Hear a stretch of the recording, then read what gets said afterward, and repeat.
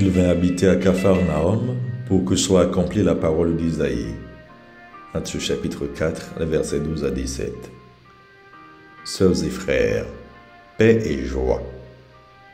Aujourd'hui, troisième dimanche du temps ordinaire, nous méditons sur l'importance de la parole de Dieu en ce dimanche qui lui est consacré. Jésus est la parole éternelle du Père qui se révèle dans les Saintes Écritures, mais qui se révèle aussi dans les événements et la vie des personnes. C'est à travers les Écritures que Dieu parle à son peuple et que le Christ lui-même annonce son évangile. Il est le centre et la plénitude de toute l'Écriture. Et tout cela constitue le dépôt de notre foi. La liturgie nous introduit dans la lecture suivie de l'Évangile selon saint Matthieu.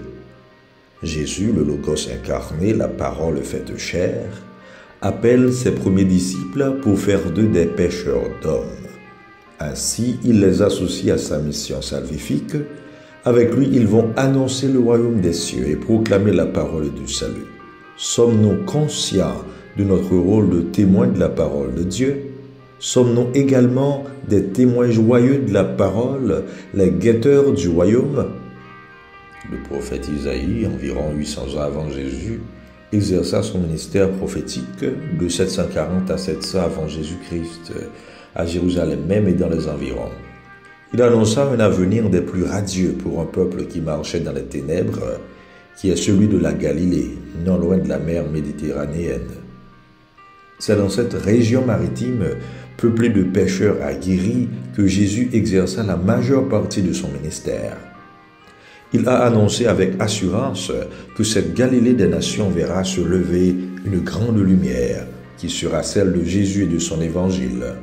Voilà que nous voyons Jésus qui choisit de quitter Nazareth pour se retirer en Galilée et prendre le relais de Jean-Baptiste.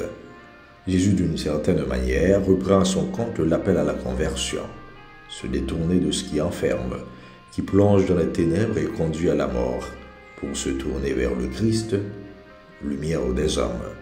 Il accomplit ainsi la parole du prophète Isaïe. Sur ceux qui habitaient dans le pays de l'ombre de la mort, une lumière s'est levée. Après son baptême, Jésus fut conduit par l'Esprit au désert. Il revient en Galilée et c'est là qu'il débute son ministère de vie publique en lançant sa mission d'évangélisation. Convertissez-vous, le royaume des cieux est proche. Cet appel à la conversion permanente nous rappelle que c'est dans la parole de Dieu que l'Église et les chrétiens trouvent non seulement la raison de leur espérance, mais aussi leur vocation au salut et à la sainteté.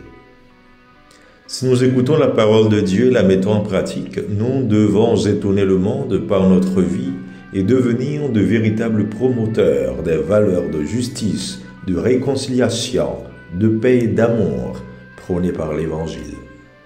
Un monde dans lequel l'Évangile du Christ est annoncé ne devrait plus vivre dans la peur, la violence, la guerre, la haine et la division. Nous devons devenir signes pour nos frères et sœurs et témoins pour le monde.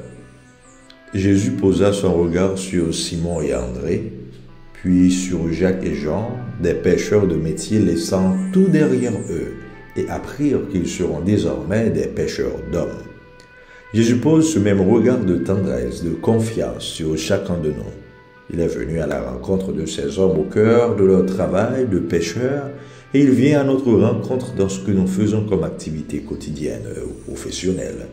Il les appelle à faire œuvre commune avec lui parce qu'il a besoin d'eux pour travailler à la construction d'un royaume de justice et de paix.